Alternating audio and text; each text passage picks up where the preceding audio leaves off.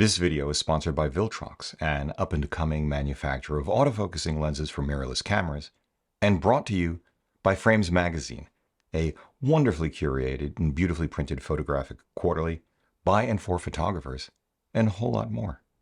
Visit readframes.com to see precisely what I mean. Thanks, guys. Sponsorship or partnership notwithstanding, neither Viltrox nor Frames has had any input nor advance preview of this video.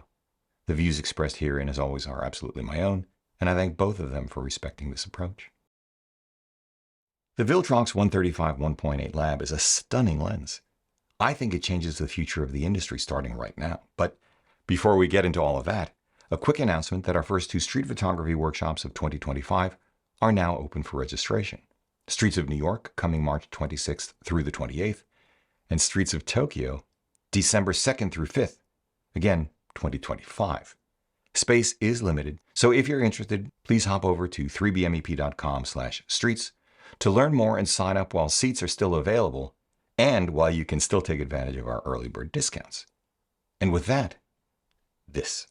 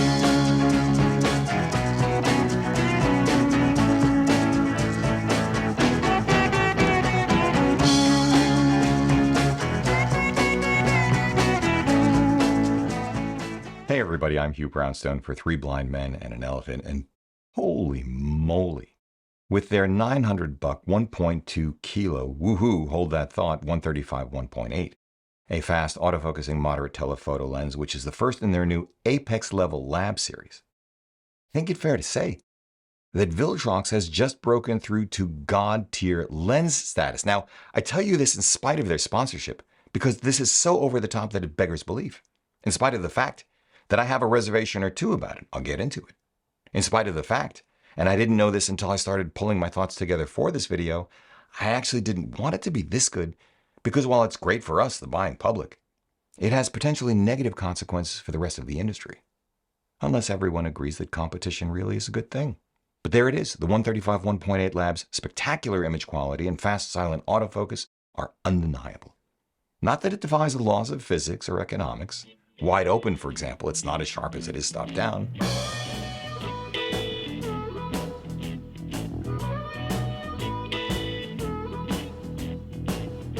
But it is one heck of an accomplishment. I just don't want anyone to dismiss or misunderstand what I'm saying. I'm saying it's time for everyone to look very closely at this lens and this company and figure out what they're going to do about it, manufacturers and photographers alike. That's because, 1, the 135 1.8 Lab is bitingly sharp, tasty, and exceptionally well-corrected corner to corner out in the real world, optically ideal for my urban landscape and street portraiture work. It is also well-built, wonderfully flexible courtesy of that 1.8 maximum aperture, and comes with quite a complete manual of arms, including, I should add, beyond the now de rigueur auto manual focus switch, a pair of function buttons, customizable, a declickable customizable control ring, and a focus limiter switch, but like a number of Nikon's top-of-the-line Z lenses, Zeiss's Otis lenses before that, and more recently Viltrox's own plain Jane 16 2.8 Z mount, a customizable color LCD, to which I did not react the way most reviewers did at launch. Hold that thought. Most striking of all, it is an extraordinary value. Currently on sale as a recording for $764, a monumental value, accent on mental, as the Brits would use the word. Crazy. 2, in my own repeatable near minimum focus distance testing here in the studio, which I do under protest precisely because this is not real world, not the scenario for which lens designers usually design their lenses, and lens design is all about compromises, I found image quality differences between the Viltrox and my almost $6,000 700-gram Leica Aposummicron SL90f2, my benchmark for all prime lenses, sufficiently small and sufficiently random to chalk them up not to the lenses themselves, but instead to A, my own lack of precision in ensuring that the sensor plane was absolutely parallel to the test scene, or B, differences in autofocus precision that I didn't pick up initially between my SL3 and my a7R5, which led me to double-check focus by reshooting the scene manually. And yes, the Sony autofocus wins. It therefore should come as no surprise that in this not real-world test, the Viltrox was also clearly and consistently sharper and better corrected for chromatic aberration than another favorite lens of mine, Sigma's tiny 640-buck, 295-gram, 92.8 DGDN I-series. The bottom line is that this third-party, made-in-China lens meet and often exceeds the optical and autofocus performance of the very best moderate telephoto lenses I have ever had in hand, including Sony's own 2100-buck, 950-gram G-Master, which I didn't have available for direct comparison this time around, but you can see how it compared to the Aposummicron SL90 in a video I did a few years ago. I'll put a link down below or somewhere up above if I remember. 2. I've said a number of times over the years in my reviews of other Viltrox lenses, beginning with their full-frame 85, running through a number of APS-C lenses, most especially their 75 and 27 1.2s, that this is a company to watch. But now, it must also be said that Viltrox is, unequivocally, where Sigma was when it shook up the pecking order with the introduction of its first Art Series Prime more than half a decade ago. I suspect, with this first example of their Lab series, there is no turning back. OEM and the best independent manufacturers like Sigma and Tamron must now up their game technically, rethink their basic positioning, and improve their value proposition, or else the cannibalization of their lens businesses is all but guaranteed. If, that is, Viltrox maintains this level of build quality, image quality, and proves over time the implicit reliability of their Lab series, hold that thought too. 3. On the other hand, Viltrox also reminds me of Sigma because the 135 is one big, heavy sucker, 30% heavier and 25% larger than the G-Master, at a moment in time when smaller and lighter are the inevitable future of the industry. And the industry is now moving in that direction at an accelerating pace. Although, hey, in this moment, kudos to Viltrox for generating most of that tremendous image quality via physics rather than software. 4. Unlike Sigma, however, and with all of this praise notwithstanding, I found myself in the same position as my friend Jaron Schneider over at Petapixel. The first unit they sent to me failed. Now, I communicated the problem to them in my usual fashion, which is to say with genuine curiosity and a desire to see them succeed. My contact there told me a few units had apparently been damaged in transit. She asked me to return the lens so their team could confirm what went wrong. Okay. The replacement for it arrived after the original embargo lift, which is why I didn't do a review at embargo lift, but it has worked flawlessly ever since. As with that first unit, though, there is a consistent and recurring heavy thud of a floating lens group hitting an internal stop of some kind whenever I rotate the lens off horizontal, which one inevitably does with any interchangeable lens.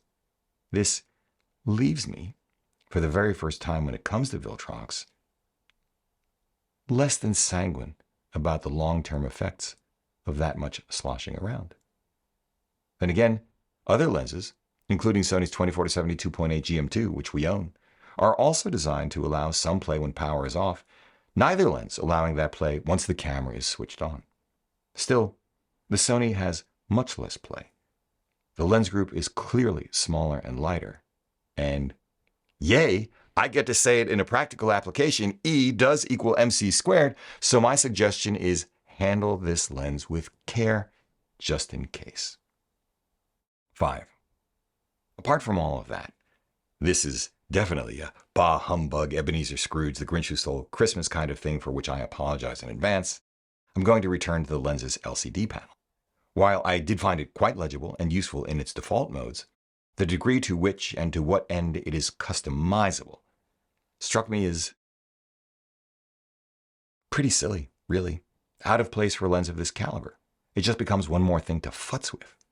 Now, I'm talking on the one hand about a reasonably functional smartphone app that connects wirelessly to the lens for firmware updates, but on the other hand encourages one to give the lens a nickname, create a custom startup animation consisting of any image one might choose to download, add text with any number of formats, change background color. But that's just me. It takes nothing away from the performance of the lens itself, and there's no one telling you this is something you have to do. 6. There are other considerations worthy of your attention. First, that tiny Sigma 92.8, which I brought with me attached to my 61 megapixel Leica SL3, is one of my very favorite lenses of all time for its unique balance of image quality, build quality, cost, size, weight, reliability, feel in hand, and it comes darn close to the Viltrox for image quality in the real world, all but indiscernible to the naked eye at anything like normal images and viewing distances. In fact, even at much higher magnifications. In these two images, note that the difference is a function of the focus point. The Sigma manages to do this while being 16% less expensive, even when the Viltrox is on sale while the Sigma is not. And the Sigma does it at an incredible 76% lighter and 81% smaller package. While I do give the nod to the Viltrox for image quality at stupid high magnification, give it the nod for its faster maximum aperture, and give it the nod for its fuller complement of secondary controls, out on the street, in the real world of walking and shooting and schlepping for hours on end, the Sigma smokes the Viltrox and just about everything else for usability, including its bigger and older ab-fab brother, the 85 1.4 DGDN Art, if it's only about object size and not about reach. The irony is that at precisely the moment Viltrox comes along to challenge what I consider to be the reference standard for fast 135s, the G-Master, a $640 lens that has been around for a few years, is one heck of an alternative to both of them. Second, it is also true, in spite of the 90s, shorter reach and slower maximum aperture, in spite of the fact that 135 millimeters was my favorite portrait length when I was a kid. Still is, actually, insofar as to my eye it offers the most flattering rendering for portraits of any focal length. These days, working with a 135 feels a little bit standoffish to me, making the tiny Sigma that much more preferable for its closer working distance. I'm not talking about minimum focusing distance or maximum magnification, but instead the actual distance from the sensor plane to the subject. I'd call it a portrait-appropriate field of view. I like that the 90 is so small that the lens practically disappears. I like that the subject can see me better. And I like being close enough to my subject that we can converse sotto voce, if the moment calls for it, as we co-create an image. The thing of it is, wide open for portrait work,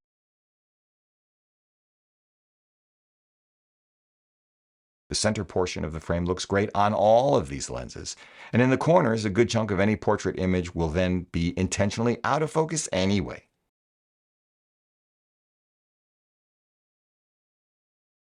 And when stopped down to f/5.6 or so for urban landscape, all of these lenses offer somewhere between excellent and gobsmackingly spectacular IQ. Third, the depth of field of a 135 1.8 wide open, I'd call it intimate portrait distances, say 5 feet or so, is razor thin, just half an inch. This will be used with intent and great precision by skilled photographers, but many of us will learn that depth of field this shallow can and does ruin shots. Until that is, we grow comfortable with this limitation and use it as would a true craftsman. Fourth, with 61 megapixels sitting behind it, any 85 or 90 is croppable to a field of view of a 135 without breaking a sweat. Fifth, alternatively, Sony's, Sigma's, top of the line, latest generation 7200 2.8s, Tamron's equivalent, are more versatile and weigh less than the Viltrox 135 while offering the identical field of view and wonderful image quality too. Although right, no Holy Trinity longer zoom has that fast a maximum aperture. Sixth, some may consider the Viltrox too clinical. I personally have no such problem straight out of camera for my urban landscape work or for bearing witness. I do understand, however, how this can well be an issue for portrait work, depending on subject. Fortunately, the evolution of editing software over the past year or so has been extraordinary, especially when it comes to portrait retouching, noise reduction, and upscaling. I have used and will continue to use all of these tools sparingly, but you may well want that kind of power for your work too. Get good using it, especially if you're a portrait photographer. Some people will experience the Viltrox as unflatteringly sharp. Is that a word? Yeah, sure. That's a word. Finally, seventh, if you have the inclination and wherewithal to pay more than twice the price of the Viltrox for a new G Master, you will get a significantly smaller and lighter lens. And if you're willing to buy one used, you can have one for as little as, call it $1,100 in excellent condition, along with the comfort of Sony's proven track record for reliability. All of which leaves us where precisely? Well, here, although before we get to that, I want to take a moment to recommend you take a gander at Frames. As I said, a printed quarterly photography magazine by my friend and editor-in-chief there, Tomasz. Now in its 4th year of existence, Frames is, to my way of thinking, the most substantial and worthwhile photography journal since Aperture magazine was launched in 1952 by a group of legendary photographers including Ansel Adams, Minor White, and Dorothea Lange. I think I may still have a couple of those issues dating back to the 60s or 70s. Frames is, first and foremost, so beautifully and lovingly printed, more importantly so wonderfully curated, that if you are at all like me, after soaking up each issue, you will then place it on your bookshelf, your growing collection a continuing reference source and inspiration, and an antidote to the mishigas surrounding us. While the magazine is the crown jewel of the Frames ecosystem, that ecosystem also includes monthly digital editions, online access to the Frames community, access to live events, and a dedicated app for your iOS or Android device. So please do show Frames some love. Check them out at readframes.com. And if you like what you see, subscribe. In the overall scheme of things, I think it's a bargain. One of the very few ways left to be truly well-read and informed on the state of our art and supportive of it. I'll recap the Viltrox this way. If portraiture is your thing at that focal length, if a fast 135 prime is your thing irrespective of genre, think courtside at college or pro basketball games, intimate jazz clubs, late night on the street shooting, you get the idea. If in any case you don't mind its size and weight, likely not to be issues if you're not on the street because then you'll be sitting rather than schlepping. Or of course, if you're in a studio with assistants, Viltrox's 135 1.8 lab should be at or near the top of your list. It is that simple. It is optically superb, tremendous really, and it is a steal at the price compared to the very best 135s I've ever had in hand. Not only Sony's own G Master, but Zeiss's Batis 135 2.8. But if you don't truly need what the Viltrox can give you, if, for example, you don't tend to crop the crap out of an image, you rarely or simply don't show your work beyond Instagram or 4K YouTube videos, you don't really need the higher shutter speed or lower ISO that the one additional stop of light can give you, well, as I mentioned, there are alternatives, a pile of them actually, including things I haven't already covered, like one of the Samyang Rockinon 135 1.8 twins, which I've never had in hand, so I don't know how they work. New or used 85 1.8s and 1.4s from Sony and Sigma, Tamron's recently released $700 92.8 Di3 macro VXD, a used Sigma 92.8, available in excellent condition for less than $550. I should also mention, when we think about aesthetics, that any 70-200 2.8, wide open, racked out to 200mm, and holding constant the field of view and object size at a portrait distance of, say, 10 feet 8 inches rather than 7 feet 2 inches of a 135, would yield a difference in depth of field of less than 3/4 of an inch. And an 85 1.4 like Sony's $1,800 642 G Master 2 or Sigma's 1100 625 gram DGD in art would have the same depth of field at 1.4, again for the same object size now at 4 feet 6 inches, as a 70-200 to 2.8 in a radically smaller and lighter package. More expensive? Yes. Not quite as flattering as a 135? No, not to my eye. Other than size and weight, the only thing that has my spidey senses tingling at all are failures of multiple evaluation units sent out to reviewers and my fear that a freely moving element group that heavy moving that far whenever the power is off or the lens is not attached just ain't ideal over the long run for reliability. But to be fair, I've had no problems from Viltrox lenses in the past, and I am tolerant of early teething problems in any brand new product, if that's all that it is. Which, at the very end, leaves us with this. Viltrox has just shaken up the status quo. And if a fast and uber performance Sony mount 135 prime at a crazy and expensive price, relatively speaking, is your thing, and you are okay with the rest of it, party hardy, Marty. In fact, if Viltrox brings this lens to other mounts, and my concern about reliability turns out to be a non-issue, and they continue to evolve at this rate, making their lenses ever smaller and lighter, what else can I say to all lens manufacturers but be afraid? Be very afraid. But hey, as I said at the beginning, great for the rest of us. Really great. If you like what you've seen here today, please give a thumbs up, subscribe to the channel, join the conversation in the comment section below because this is an exceptional audience. If you'd like help with a portfolio review, gear selection, finding or honing your artistic voice, sign up for a one-on-one mentoring video call via Zoom at 3bmep.com/booking. Finally, please consider supporting our work by using the no-cost-to-you affiliate links down below, sending us coffee money via PayPal, or most especially, joining us on Patreon, links down below as well. However you choose to support us, as always, we thank you for it.